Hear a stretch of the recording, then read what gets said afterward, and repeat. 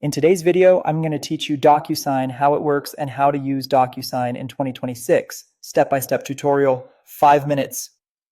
We'll start with how to send a document for signature. First, sign in to your Docusign account. Once you're in, look for the Start button and choose Send an Envelope. In Docusign, an envelope is simply the package that holds your document and the instructions for who needs to sign it.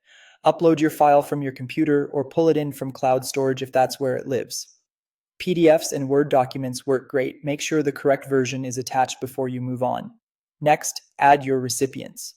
Type in the name and email address for the person who needs to sign. If more than one person is involved, you can add multiple recipients right here. This is also where you decide what each person needs to do.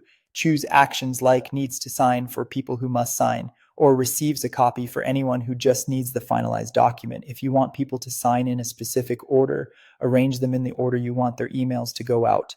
Click Next to prepare the document. You'll see a toolbox of fields on the left.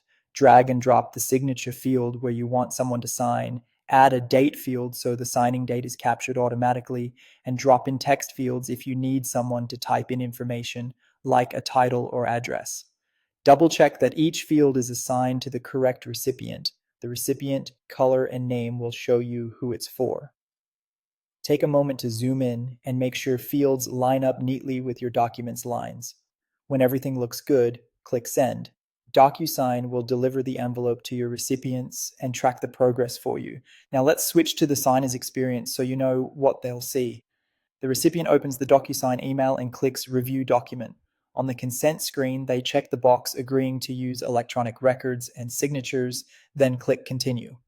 A yellow start tag guides them to the first required field. When they click the signature field, they'll adopt and apply a signature style. They can use a pre-built style, draw one, or use a saved signature.